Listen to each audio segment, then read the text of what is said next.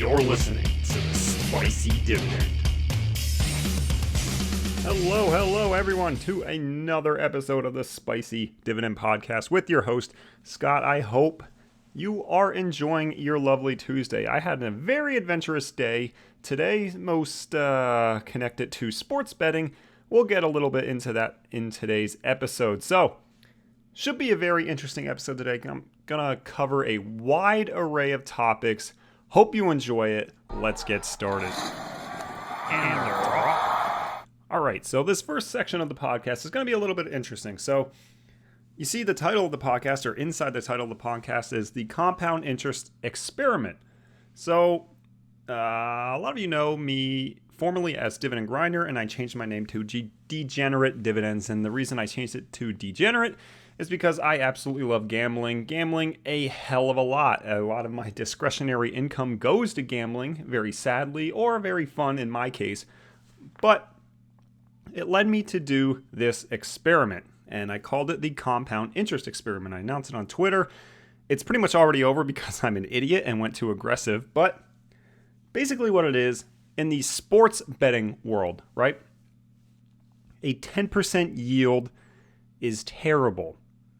So let me preface that. So if you are buying a dividend stock or any kind of stock that pays a distribution of some kind, if you had a 10% yield, not including capital appreciation or total return metrics or anything like that, if you had a 10% yield, you say that is way too high, very unsafe, very unstable.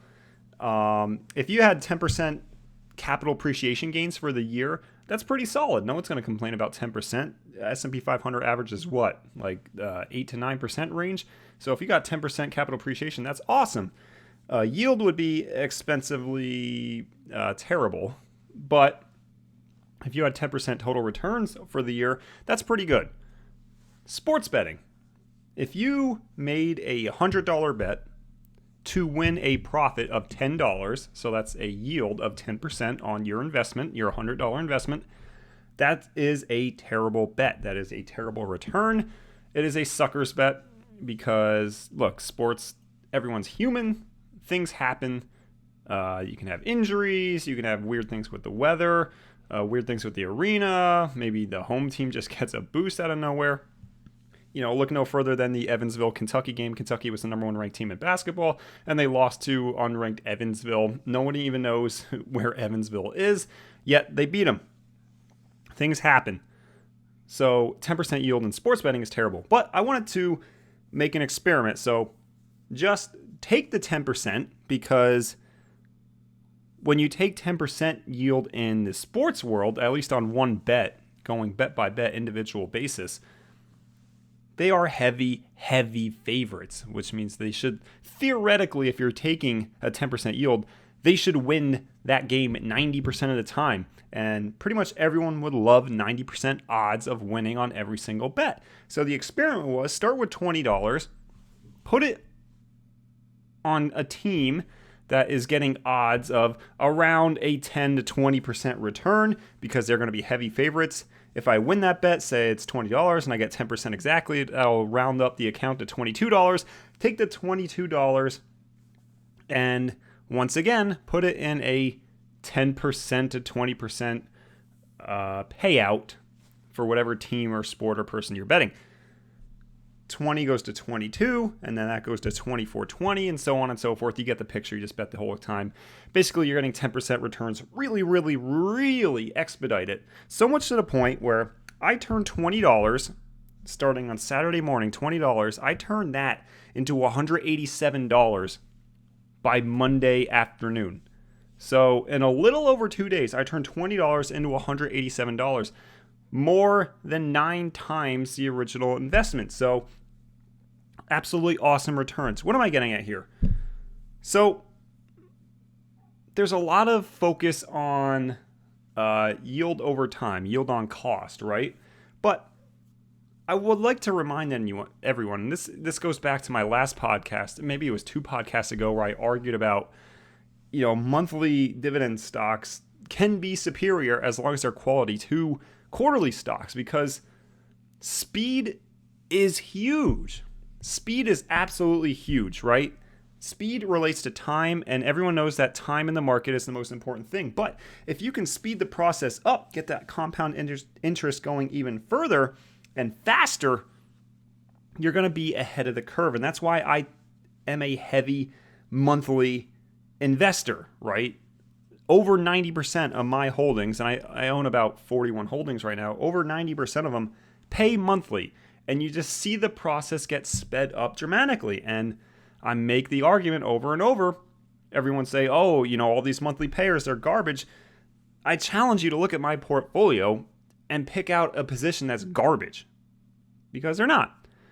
The compound interest experience that I did with sports betting is just to prove how fast you can grow your account if you do utilize speed. And the capital gets more and more serious over time. It's literally a visual representation of what everyone is doing in Excel spreadsheets on YouTube. All these financial YouTubers that go on spreadsheets. Oh, look at the power of compound interest. Play with a compound interest calculator. Blah, blah, blah, blah, blah. Well, I actually put it to the test on Sports Betting World. And hey, it's not a smart strategy, but it did make my account go from $20 to $180 over 9 times. Imagine if I started with $1,000, you're talking, I grinded it over $9,000 in money. And obviously, the risk is not worth it if you're putting like $9,000 on a 1 to 10 shot. But you get what I'm saying. Speed and amount of capital are huge. Now, if you're an investor who's going for total return, this is not as big of a deal, right? If you're someone like me who's specifically going it for the cash flow, I don't really care about capital appreciation. I hope it remains flat. I don't want it to go down, obviously, unless it sparks a good value purchase at the time or anything like that. But I want it to remain flat, and I'm all about the cash flow, which is why I own a lot of bonds and a lot of monthly ETFs that, just give it out fast. But do you get what I'm saying? If you're going for yield, not for appreciation, speed absolutely does matter. Now, if you're someone who just wants total return, no, it's not as big of a deal, because capital appreciation is a huge portion of what your total return is going to be. But if you're someone who's just going for yield like I am, speed is a huge factor. I've brought this point up on my podcast so many times already. You have to differentiate yourself between a total return investor and a pure dividend investor. Just because you invest in pure dividend stocks, that doesn't necessarily mean you're only going for yield, right? If you can be a pure dividend investor and still go for total returns only, and that's a sound strategy. The dividend, I've talked about this in a prior episode, that dividend growth investing, where you buy stocks that are cheap, you buy stocks that are not necessarily yielding very high at the time, but they grow their dividends frequently, annually, and at large doses, yet the starting yield remains low. This can be an amazing tool for total returns, yet not necessarily that great for straight up cash flow, straight up dividend income, straight up distribution income, taking it for retirement. Now, you could make the theory that you could switch from total return investing to cash flow investing, and that's fine. I know a bunch of people that do try this method where, you essentially take your total return, and then when you get older, say like in your 50s or 60s, you convert your positions to higher yielding that are somewhat safe, something like a utilities, some REITs, stuff like that, and you get the higher yield later on in life. However you want to approach it, it's fine with you. My method is just go for the yield right now, build that yield up right now, because I'm a guy who believes in get it done as soon as possible. That's why I put so much contributions into my individual and 401k accounts, and I try to do it compounding on a monthly basis. The compound interest experiment in the sports betting world. By the way, what happened to it? I didn't necessarily lose doing the correct system. I built it from $20 to $187 doing this 10% method, and then once I got to 187, I said, and if you follow me on Twitter at DGen Dividends, you know what's coming. But I said, I really want an Oculus Quest, which is a virtual reality system, which cost $400. I could take this 183, put it on a very slight underdog, and if I win, I essentially bought the Oculus Quest for $20. Obviously, it didn't work out for me. I honestly flipped a coin between two games, and the one that I didn't bet, they won by 2. Of course, they didn't. And the one that I did bet, they lost by like 19, and it wasn't even close. So I didn't end it the proper way. In the future, I'll do it again. I'll do this experiment again and see how long I can grind it up. If I got it to I got it to $187 at that point, 10% yields. It's $18 to $20 a pop, going up and up and up. So if I could get $20 into 500, that'd be amazing. And if I got to that point, I'd honestly try for 1,000 or so. But nonetheless, the experiment is over for now. I'll run it again, but I just want to emphasize speed. If you are a pure yield investor like I am, speed is very important. Let's talk about the next subject. All right, so not changing the subject that much because I want to stick on the topic of me being a degenerate. Let's talk about money management real quick. This will be an extremely short segment. Money management is all about being honest with yourself, okay? Black and white numbers from your bank account, from your expenditures, do not lie. Be honest with yourself. Look at your current position and make the argument with every purchase that you make, every decision that you make going forward that's has financial impact. Be honest with yourself. Can you realistically do this without any stress, without hindering your lifestyle at all? Look, I gamble a hell of a lot, okay? There's a reason I put degenerate, okay? Way more than I should be. And yes, it is discretionary income. It's not like I gamble so much where I'm worried about paying bills or rent or anything like that. But I'm telling you right now, I'm being very honest, it's way too much, okay? I gamble way too much. That being said, I put away a minimum of 45% of my paycheck from my day job into either my savings, my bank account, or my investment accounts. So I'm guaranteed usually like a minimum of 40% of my paycheck going into my investments. So I don't even see 40% of my income. So with that being said, another like 10% of the income goes to bills. Another 10% goes to the rent that I pay my wife. And then I have this pretty decent sized chunk of discretionary income that I can burn, and I just so happen to do it on a stupid activity like gambling. It's fun for me, it's entertainment for me. Sometimes it can make me really pissed off like it did today during work, and sometimes it makes me the happiest guy in the world, and you get a little egotistical as I did on Twitter when I was winning those big bets initially on.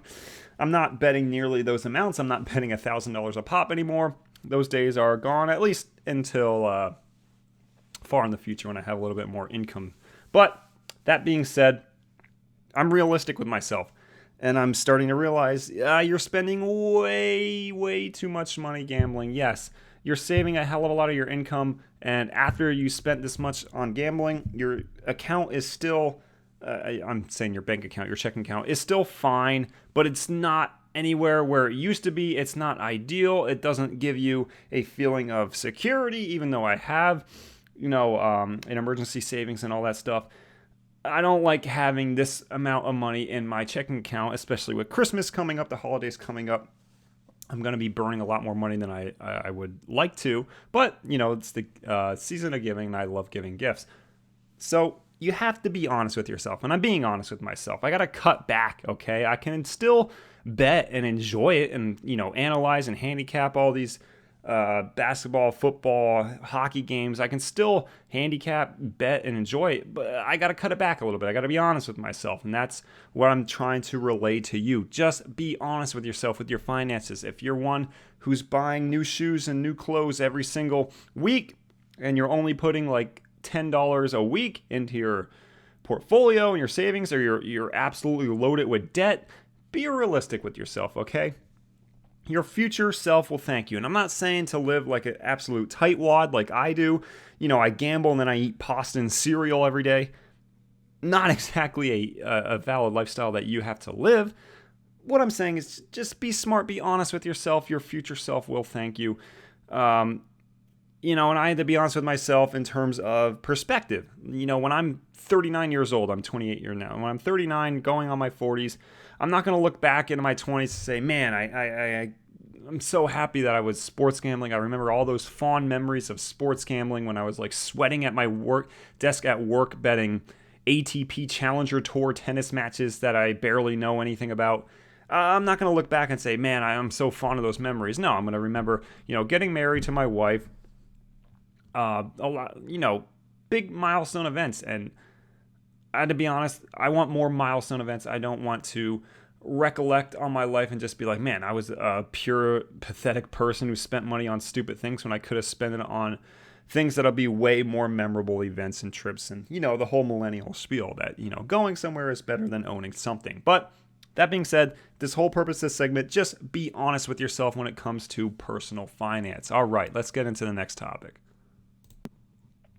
All right, let's talk a little macroeconomics. So one thing that's always on my mind, a lot of people say like, oh, look how the market, like the S&P 500, the Dow Jones Industrial, the U.S. economy as a whole, look at how it's performed over time, right? It's a slowly, steadily line. It's just going up and to the right over time, right? You're going to have your dips and your downturns, and it's always going to recover. And, the regression to the mean is always, it's going to go up and to the right. It's a positive flowing market, correct? And it's pretty obvious to say in terms of a capitalistic market that the United States stock market exchange is, the most prosperous for how many years and decades now, right? Pretty safe to say. Now, of course, there's certain periods where other countries have outperformed us, but over the long run, you're not going to do much better than the United States. I don't think there is a country that did better. But let's talk about other countries for a sec. Let's look at it from a macroeconomic perspective. Everyone always says, look how good the United States does over time. Just invest in the U.S. market. Everything will be hunky-dory, right? Like, you're crazy if you don't invest in the U.S. market if you live in the United States. You could have made the same argument with the Japanese economy. If you're living in Japan and you're talking 30s to 60s range, the Japanese market pretty much did outperform the United States stock market. Now, obviously, markets are very young at that time. They're not as advanced and whatnot. But do you get what I'm saying? The Japanese economy was excellent. It was growing every single year. And if you were living, let's say that was the case today, and Japan was the highest economy, right? Everyone today would be saying, oh, you have to invest in the Japanese economy. Japan's economy is prospering every single year. Look at the trends over time, blah, blah, blah. This is the way to go. Just invest in the Japanese market overall. Well, fast forward. You look at the past 30 years of Japan's economy. It's pretty much flat. It's stagnant. There has been almost zero growth. And if you want to focus on other economies outside the United States, please check out Japan's. They are a very interesting economy, extremely low interest rates, sometimes negative in some instances. They are a very interesting economy, and they've been stagnant for the past 3 decades or so. But they were the most prosperous economy for a long time. What am I getting at? Don't put all of your eggs in the United States basket. I know it's easy, and I know a lot of people just say, just invest in the S&P 500, you'll be fine. Things change. Donald Trump in the year 2019 is already talking about the United States wanting negative interest rates, right? That has never happened, at least as far as, to my knowledge, not in current history or anything.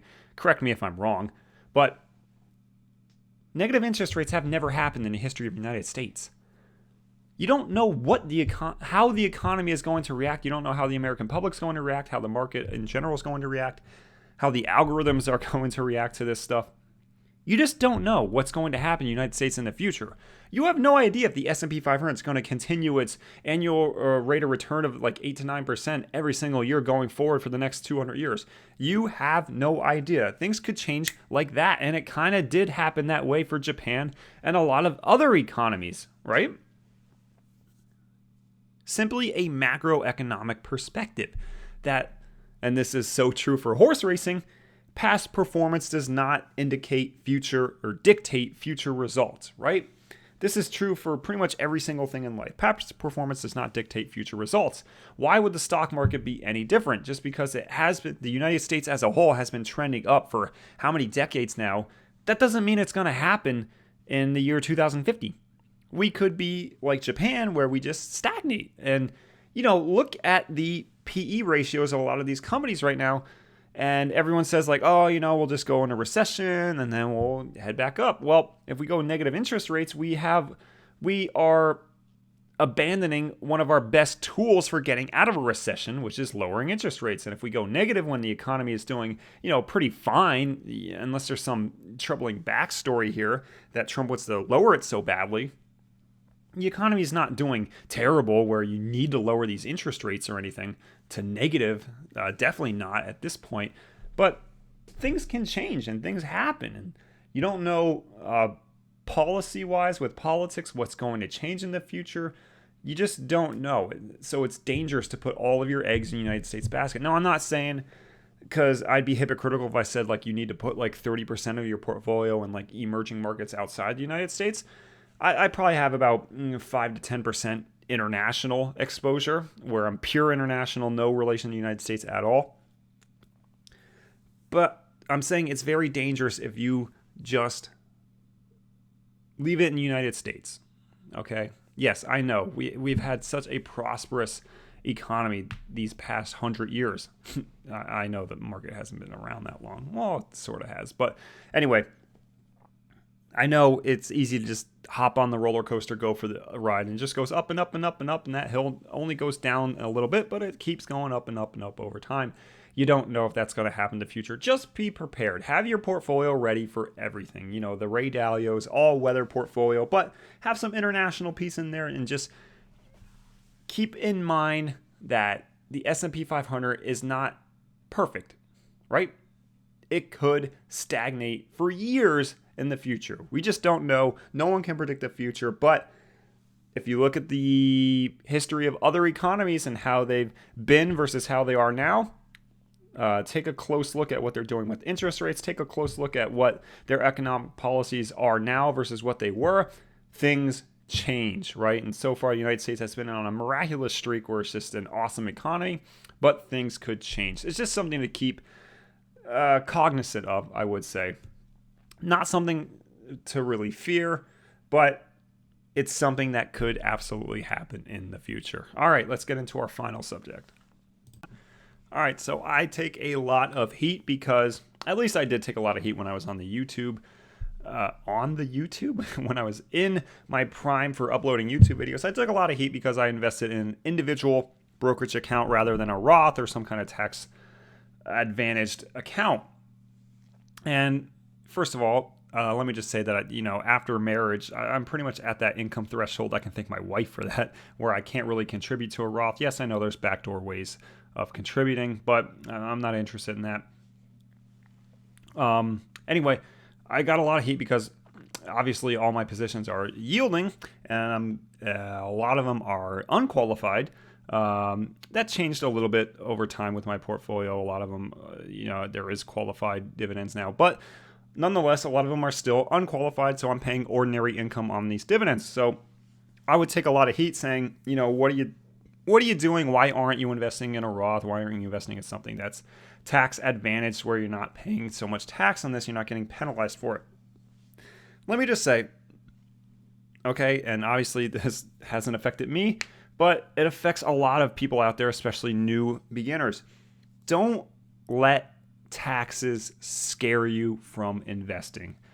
Look, just get in the market. Just get in the market, period. Just dip your toes in. Get used to what the market brings to you. Get used to buying and selling. Just get in the habit of depositing money. Start out slow, right? Learn the ways of the market and trading and whatnot. And then when you're finally comfortable, then you can really start digging into how do I make this tax savvy. So right off the bat, people just say, look, when you're first starting out, opening a Roth, you pretty much have to do this, contribute to the max that you can every single year. And that's the smartest way to go. And I'm not arguing that. it probably is the most intelligent way to go about it. But what I'm saying is, like, if you invest in an individual account and everyone's yelling at you to, why aren't you in a Roth? Why aren't you doing this in a 401k? Why aren't you doing a blah, blah, blah? Relax. Okay, relax. It's just taxes, right? If you know you can afford them, and obviously you can since you're getting the income, it's not the end of the world. And it takes a hell of a lot of ordinary income to make a huge dent in your taxes, where you actually owe a hell of a lot of money. It takes a huge amount of money to do that. And, at that point in your portfolio, in your life, if you're getting a hell of a lot of dividend income, let's say like $20K a year, at that point you should be smart enough, if you're doing it an individual like I am, that you do have to save a little bit for taxes. Just save a little bit here and there. If you have side hustle income, this is what I do. I take like 30% of all my side hustle income. I just put it away for taxes. And, usually that's a lot. Usually I don't have to pay nearly that much, but it's a safety net for taxes. And I noticed PPC Ian does this, fellow YouTuber, PPC Ian. He does this, that he just takes money from side hustles and just stores it away for taxes. Look, don't be so freaked out about taxes. And everyone freaks out about like filing correctly. Look, yes, it is very important to file correctly, but don't panic, okay? As long as you're making a conscious effort to report as much as you can, like as long as you're not willingly hiding information from the IRS, like not disclosing certain amounts of income here and there, as long as you're consciously trying to show them every little piece of income that has fallen your way, then you're not going to get in trouble. The worst, and this happened to me before, the worst is when I did forget to report something. I just got a letter from the IRS saying, hey, you owe us this because you didn't file this. I didn't get like audited or anything, because it's not like I held back like $50,000 worth of taxes or anything. It ended up being like $600 worth. So look, the IRS does not want to kill little guys like us, all right? Just make a conscious effort to file. And look, just don't get scared to invest because of taxes. It doesn't make any sense. That's like saying, I don't want to be a millionaire because I'll pay more taxes. It just doesn't make sense. Yes, there are better ways to do it than I am. There is more tax efficient ways to do it than I am. And you can speak to financial advisors and people who are, diligently researching the most tax efficient methods. And you can talk to them and get advice from an expert. That's not me. Clearly, I'm not an expert. What I'm saying is just the art of saving and contributing constantly to your savings is more important than worrying about the taxes. Yes, over the long haul, through a Roth, you're going to save a hell of a lot more money, and you could have made a lot more money if you just had it in a Roth versus an individual like I am. But you could also have zero because you were too scared to invest in the beginning. So, hope you enjoyed episode 17 of the Spicy Dividend. If you're following along on YouTube, you can comment down below and let me know your thoughts. If you're listening on Google Podcasts, Anchor, Spotify, I know Anchor got bought out by Spotify, Apple Podcasts, whatever it may be, thank you so much for listening. You can reach me at Twitter or Instagram. Instagram's at Degenerate Dividends. Twitter is at DGen Dividends. So, hope you enjoyed this episode. I will see everyone in the next one.